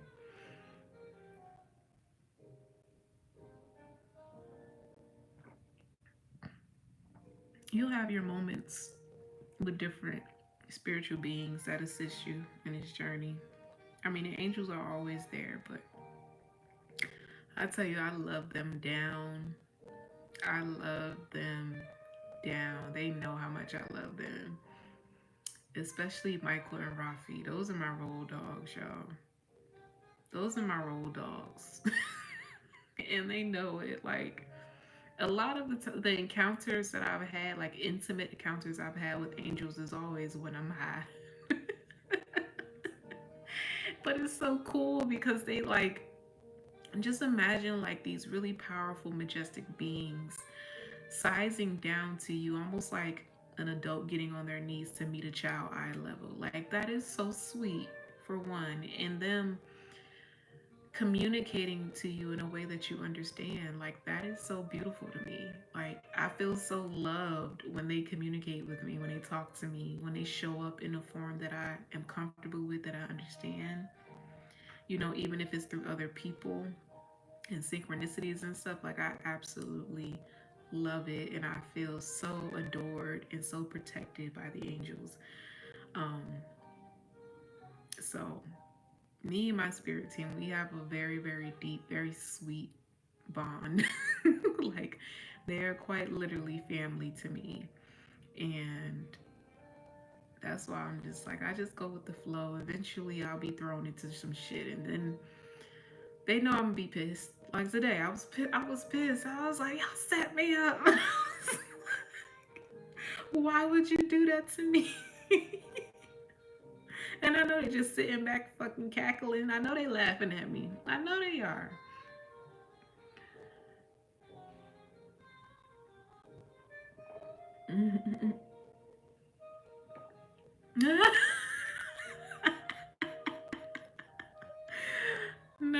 No, that's how they got my ass. Like, that's how I knew. That's how I knew. But it was like during the times when I was high. And it was fun. It was fun. Like, I was going through a really fucked up time. So I was definitely indulging in like weed and shit to help me suppress. But they would take full advantage of those times to speak to me and just cheer me up and just be the love that I needed during those tough times. So that was when the bond was solidified. And I actually ended up meeting Michael in a astral projection, actually. And it was before all of this had happened. This was when I was in college. I think I had come home, yeah, winter break. I came home winter break to Jersey. In my first night back in Jersey in my room, I went to sleep and I was met by this. I believe it was. I honestly believe it was Michael. He was huge. It was like my body. First of all, my spirit got out of my body, and it was traveling over like houses, like over this entire city town, and it was like it knew exactly where to take me. And I ended up in this library, and now that I look back, I know that it was the Akashic library. um so they had taken me up a couple dimensions to get to the Akashic library, and I was in there, and it was almost like I was a small child. um and I just remember walking through the library, and then I see this huge man of a being, like like a freaking Viking, yo. But he was so beautiful, like huge but beautiful. Like, he had like dark flowing hair, like long flowing hair, and he had on it was like a almost like something like you would see in like biblical times. I don't know what you would call it, like sheepskin, kinda. And it was like tied together with like rope, and he had on these sandals and like this armor on his arms, and he was huge. Like, he was so huge. That's how I knew it had to be like an angel, because he was so big, and he had this glow around him. And when he came towards me, it wasn't walking, it was like he was gliding towards me, like levitating, like gliding towards me. And at the time, I was like still like researching and understanding what spirit guides and stuff were. So I was like testing it. So I was like, okay, spirit guide, because I knew like if I had called my spirit guide, they would come to me, they would present itself. So I said spirit guide, and he was, one moment he was there, and then like he blinked and he was over here next to me, and I said spirit guide, and then he appeared behind me, and I said spirit guide, and he appeared in front of me again, and I was like, okay, this is real. He's really here. So I just remember him walking with me through the library, and then we came to this chair, and I sat on his lap. It was like I was so small in comparison to him, and I remember having on like this white gown, and I was sitting on his lap, and I remember I asked him. I said, "Am I supposed to be a doctor?" Because at the time I was going to school to be a doctor, um, but it felt like I was just coasting through it. It didn't feel like I was really passionate about it. I was just trying to pass, you know. So I was unsure about my path, and I was like, "Okay, am I supposed to be a doctor?" And he laughed. He laughed and said no. And it was like, it was such like a jovial kind of laugh. It was like almost like I was ridiculous for asking. Like he was just like, no, like no. And that was all that he told me. And I said, well, what is my purpose? And then there was this TV. It was like an old TV. It just appeared, and it was static, and it just came on like a radio static. You know how you used to see the static back in the day on the TV? It came on and it was really loud, and that was what woke me up. And I came back to my body. And I'll never forget that. But, and then I went and I told my grandmother, you know, and I told her what happened. And she was like, you know, the devil can't tell you what your purpose is. You better be careful and all this, like literally just trying to place like negativity in my mind, fear in my heart when I know what I felt, you know. And he also hugged me before I left too. You know, when I was on his lap, he hugged me, and it was such a warm embrace. Like it was like imagine meeting like a stranger, and this stranger don't know you from a can of paint, but they just love you so much, and like you just have like this warm embrace from this being. That's what it was. Just, it was just love. Like I can't even fucking explain it, yo. I can't even fucking explain it. And like the way it sounds, it honestly sounds like a little creepy. Like this big man with this, he had a hairy chest too. He was hairy, but he was beautiful. Like I can't, it's like beastly but beautiful. he, he kind of reminded me of like the Native Americans. Like that's what he looked. He looked like he was Native American, and he had long, beautiful jet black hair, and just this beautiful gold aura around him. And he was huge. I just can't. I keep saying he was huge because he was huge. And I just felt like such a small child sitting on his lap, and he just embraced me, and he laughed at me when I asked him was I supposed to be a doctor. Yeah, it was an amazing experience, and that's why, you know, a part of me is like, okay, I don't tell people about the shit that I experience and go through because, yeah, you constantly have somebody in the background trying to convince you that you're fucking crazy and you're gonna go to hell. Like, you just stop. Um, I was told also, I heard that I was going to hell for reading tarot. Like, I remember I was driving to Georgia because I was moving to Georgia, and I don't know how the conversation. I think she just asked me flat out, and she was like, "Are you still reading those cards or whatever?" And I was like, "Yes, I really love it. You know, I feel like this is where my calling is." And she got so angry, and just I told you, she just like one moment she could be sweet as pie, and the next she's like flipping off the wall, and she starts going off, and she starts cussing me out, and it's like, You need to pull over to the side of the road and throw those cards away, and you're gonna go to hell. You're gonna be condemned to hell and all this other shit.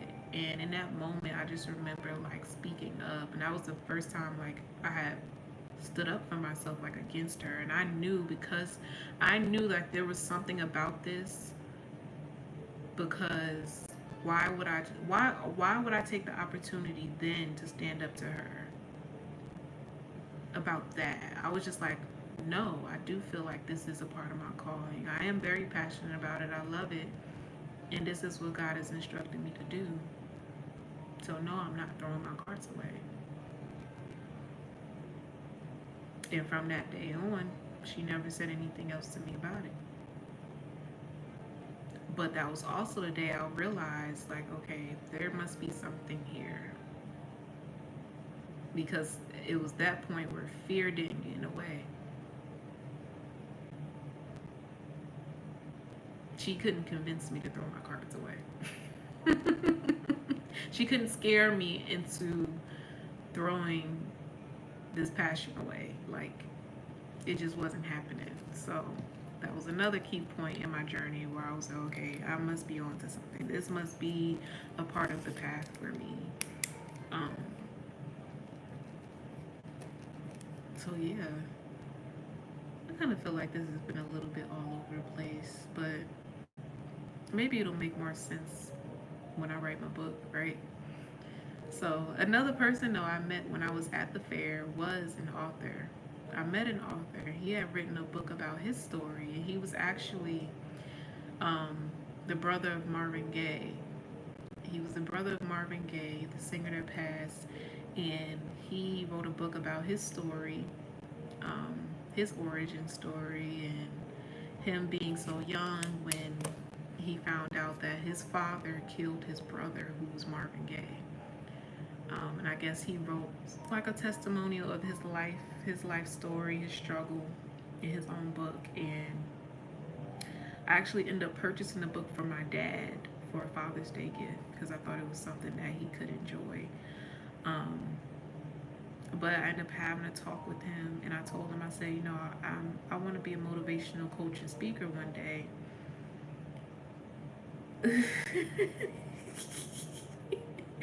I've been feeling like I'm all over the place.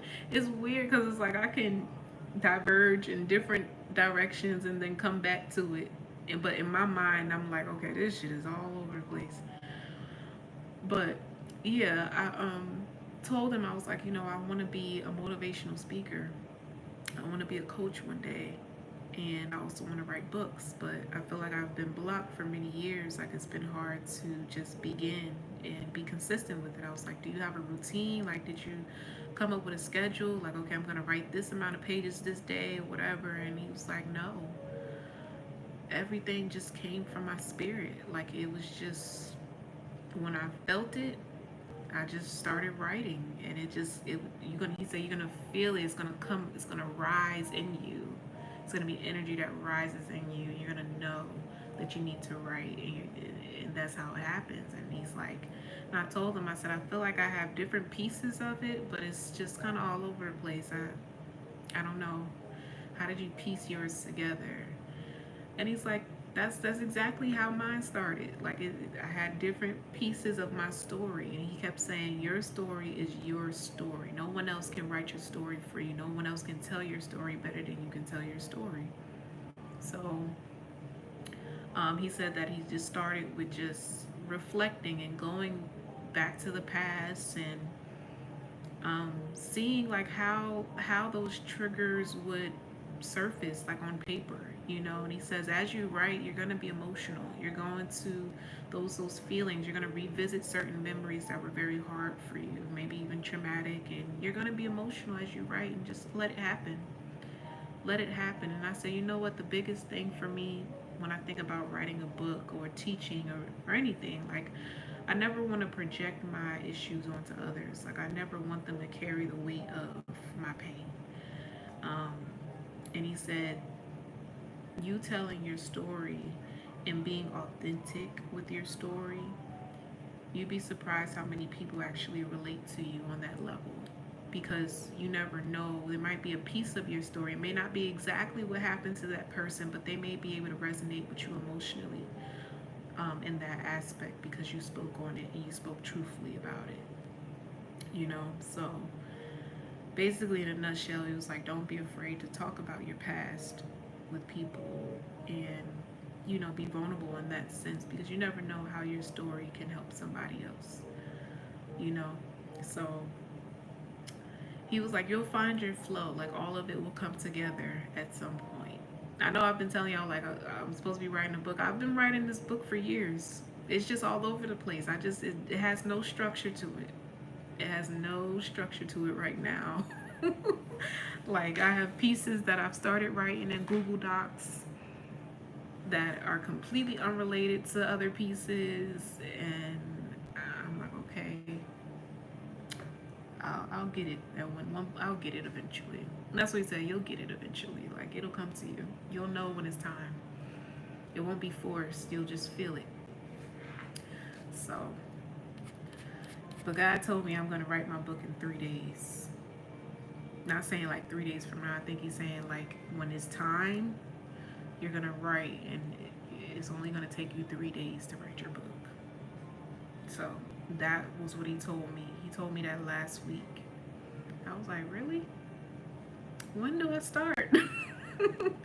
When do I start? Okay.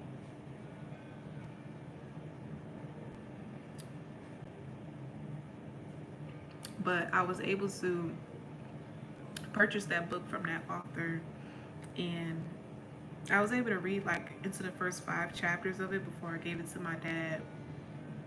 And his flow made sense. Like everything just kind of seamlessly flew into the next. Like, so I was able to get an idea of what he meant by like you'll get it. Like it'll just come together naturally. So I got his contact information and stuff, and we took a picture for Facebook and all of that. And he was like, you know, if you ever have any questions or you need help in any way, now that I know that you're writing a book, like I would definitely be open to like coaching you in that way. So, you know, like I said, God placing me in certain positions to be and meet certain people to help me along my own journey as well. So apparently we're getting closer to publishing this book because I'm meeting people who are helping me to get in alignment with that, down to the author that I met and also the lady that I met that I ended up having a conversation with today. So it really caught me off guard, y'all. I don't think y'all understand. I know I talked about it, but I can't even explain the depths of how much that impacted me today. And it's funny because she called me in the middle of me coming up with like this whole plan for myself for the next like 5 years. Like I was sitting here writing out a plan for myself for the next 5 years, and that plan included me going back to nursing school. And then she calls me. Like I had decided in that moment. I was like, yep, okay, I'm gonna go back to nursing school. And I was like, what do y'all think about that? And then she called me and brings this shit up. So now I feel like I'm back at square one as far as like what I want to do with the rest of my fucking life.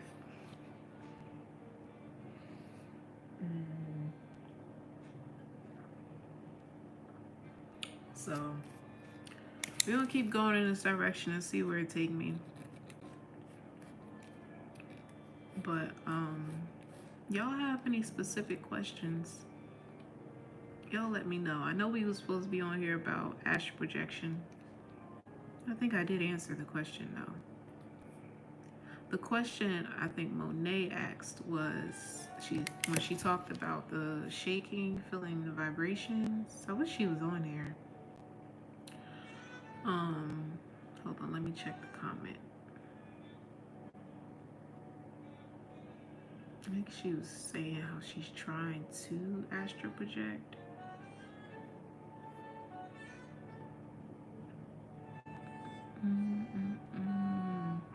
Okay. Okay, so the question was, how do I astral project and not be afraid? When I'm asleep, I can feel when it's about to happen. I always get nervous, which makes me feel like I'm stuck and can't move. I was trying to get up and started shaking. I even told myself to get up after struggling for a few minutes. I was about to wake up, but also now that I'm up, I remember telling myself to get up yesterday, but it felt like I meant to say get up out my body, if that makes sense.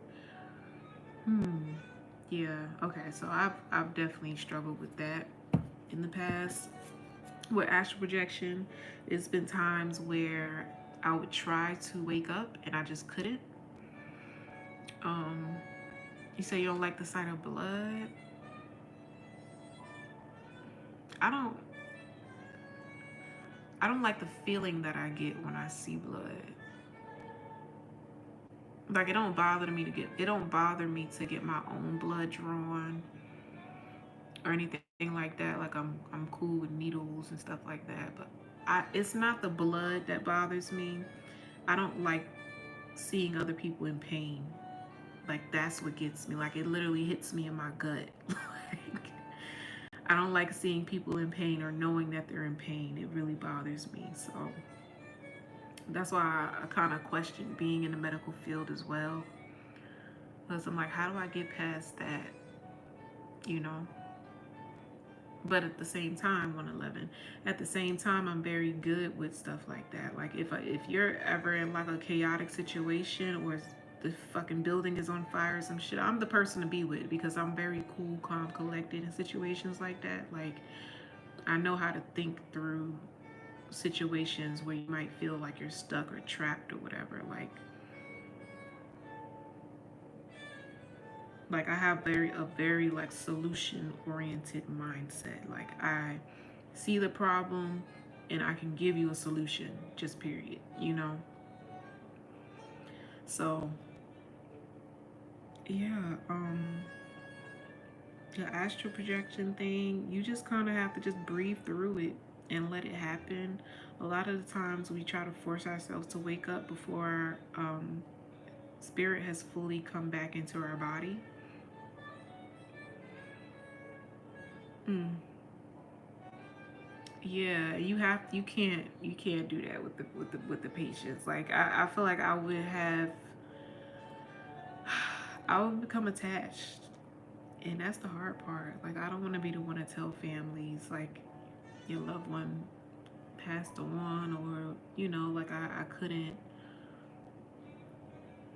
show up the way that I wanted to, like it's just some things that are just out of your hands, and you're gonna have to deal with those days where you can't save a patient or you did all you could do and it just wasn't enough, you know what I'm saying? So that's something I feel like I would have a hard time with. So the nursing thing, I'm still up in the air about, but I think it's the type of nursing that I'm trying to get clear on. Like, if I never did this spiritual shit or anything else in life, like I probably would have followed the nursing school track for sure. So, yeah. I'm gonna wait for Monet to get on here the next time she get on here so that I can answer her question when she's on here. Um, that's another thing. I want to do one-on-one mentorships. If that's something you guys are interested in, we can have a conversation. Mm, mm, aw.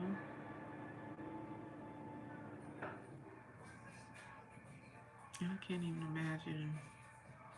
For a long time, I could not stand hospitals. I didn't like hospitals at all.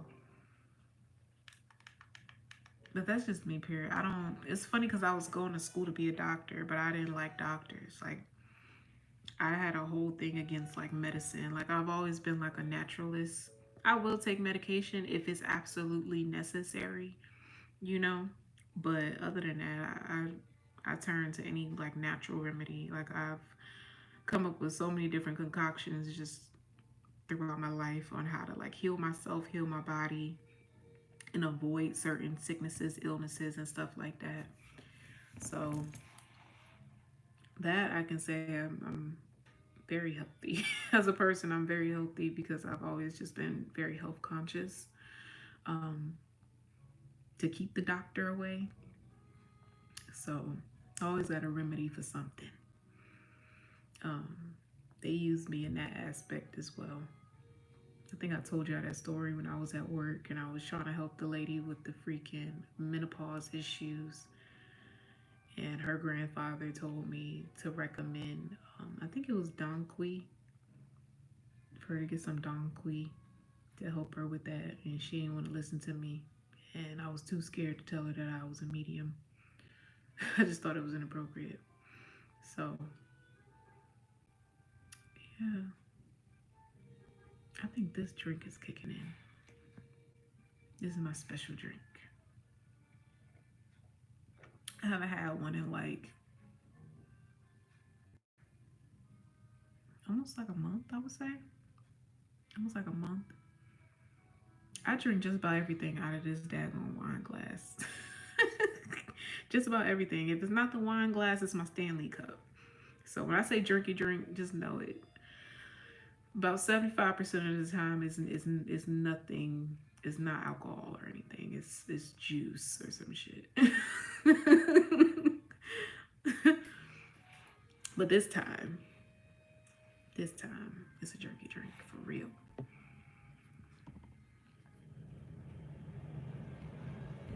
But yeah, I'm gonna be doing one-on-one mentorships pretty soon.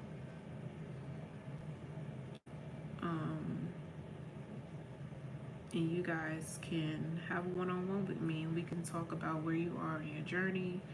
Of course, we'll go ahead and add a little bit of tarot in the mix so you can get some guidance from your team, and just kind of help you navigate whatever, whatever emotions you're going through, whatever. Just, I mean, like a counselor. Like a counselor. But I think I've been holding off for some time on doing that because I did want to get certified first. Like I wanted some sort of credential under my belt to do it, and make it like a full-time service for people because I enjoy it. I don't know. I think I'm transitioning into like my North Node. My North Node is in Virgo. And it feels like I'm the most organized, disorganized person ever. Like, it's like I be feeling like constantly. It feels like the Seven of Cups. When I think of my consciousness, it feels like I'm constantly in the Seven of Cups. Like I'm looking at the shit. Like I can clearly see there's 7 cups in front of me. Each is something different. Each and every one of these motherfucking cups. And it's like I'm constantly trying to decide, okay, which one am I gonna choose today? But then it's like if I choose this cup, then the rest of them need attention, and it becomes crazy. So I'm like, I have to do things one at a time. Like it's not gonna be one of them situations where you get the book, the webinar, and the one-on-one coaching all in one. Like it's just I gotta do one thing at a time, and they gotta be like a couple months apart. Otherwise, I'll get overwhelmed and I'll just be like, fuck this shit, forget it. So I'm working through that right now. So I'm working on multiple things right now at the same time without getting overwhelmed. I'm trying not to get overwhelmed or overthink everything. But again, I think it's my North Node. Like it's gotten crazy. Like all of a sudden, I'm very OCD about everything. Everything. Where I feel like a year ago, I probably wouldn't have had a care in the fucking world. So I need to find a balance with that. I need to find a nice gray area with that. Because sometimes I be getting pissed off of myself. Even when it come down to like leaving the house and shit, I tell you, I'm so fucking OCD. I don't know if it's like something in my mind. I think that I'm always gonna come back with somebody, or like I'm always prepared for like a pop up or like an emergency. Like I always think, okay, what if somebody comes over? That's what I'm thinking as I'm leaving the house, and I'm like, nobody's gonna fucking care. What is wrong with you? You're running fucking 15 minutes late and you're vacuuming. Like, what are you doing? Get the fuck out the house.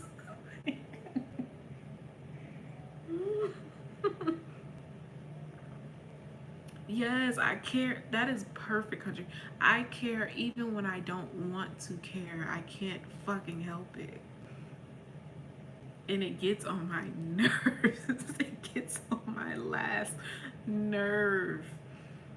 Especially when I'm trying to like be dependable and consistent in something, like in a routine. It's like so difficult, yo.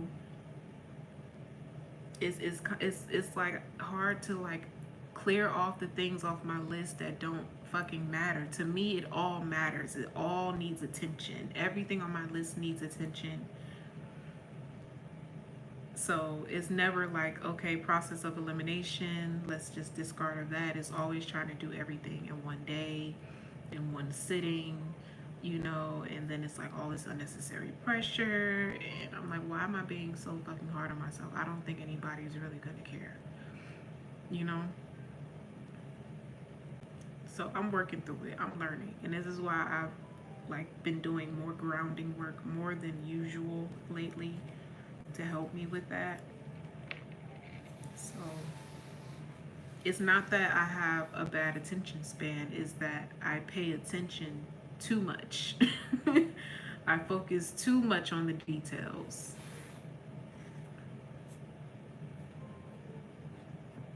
And then it ends up being wasted time. So I stopped making to-do lists. I stopped making to-do lists because to-do lists, it just makes things more complicated for me.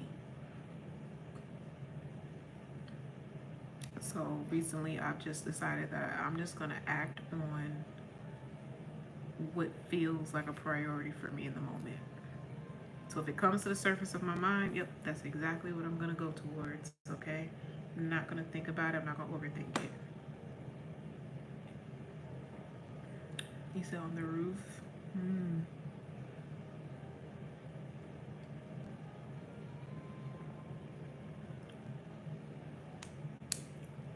Rounding, yeah.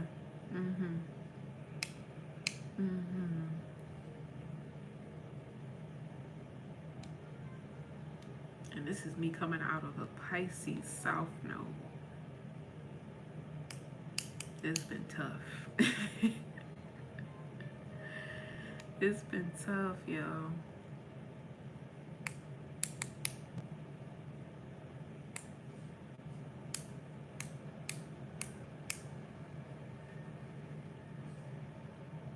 And then it also be feeling like I'm at war with my rising.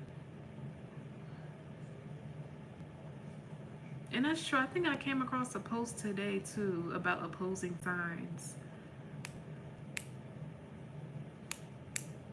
In Virgo and Leo.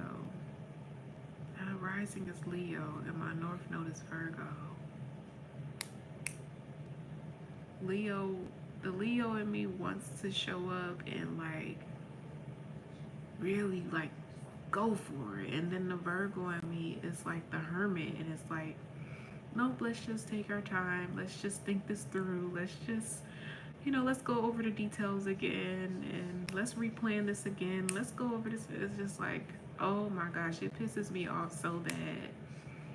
So bad sometimes.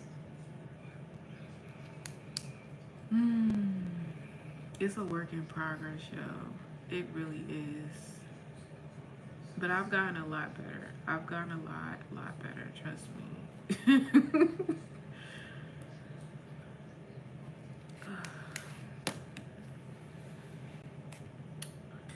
But yeah, that's my spiel for the night. That's my spiel for the night. Thank y'all for hanging in there with me. I'm probably not gonna post this. I'm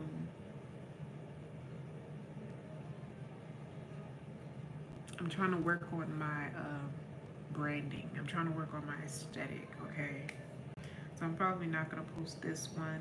Next time I come back, I do want to do a sit-down video though. I want to do a sit-down video, a pre-recorded one. It's not gonna be on live. I don't know what I'm gonna talk about yet, but I know I need to do one. When I get back on here, we're gonna do some updates. What are we in? June. I may do some July reads. We'll see.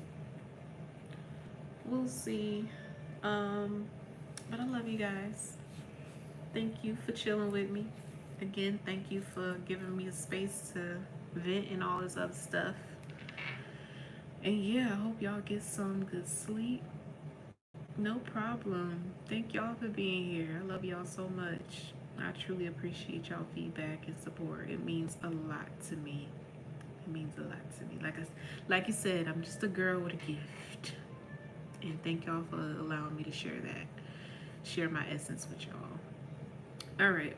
I'm gonna get off here and lay down and just continue processing stuff with my spirit guides.